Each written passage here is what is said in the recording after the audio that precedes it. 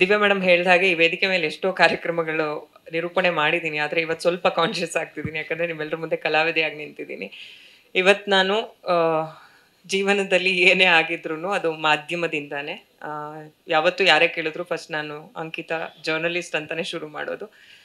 ಇನ್ನು ನನ್ನ ಪಾತ್ರದ ಬಗ್ಗೆ ಹೇಳ್ಬಿಡ್ತೀನಿ. ಸರ್ ಹೇಳ್ದಂಗೆ ತುಂಬ ದೊಡ್ಡ ಲಿಸ್ಟ್ ಇದೆ ಆರ್ಟಿಸ್ಟ್ದು.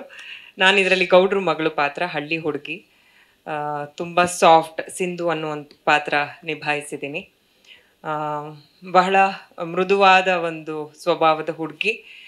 ದಿನೇಶ್ ಮಂಗಳೂರು ಸರ್ ನನ್ನ ತಂದೆ ಪಾತ್ರ ನಿಭಾಯಿಸಿದ್ದಾರೆ. 3 ಟೈಮ್ ಲೈನ್ ಬರುತ್ತೆ ಸಿನಿಮಾದಲ್ಲಿ. ನಾನು ಈಗಿನ ಜನ್ರೇಷನ್ ಪಾತ್ರ ನಿಭಾಯಿಸಿದ್ದೀನಿ. ಹಾಗೆ ಇದು ಒಂದು ಕ್ಲೀನ್ ಸಿನಿಮಾ, ನೀಟ್ ಸಿನಿಮಾ.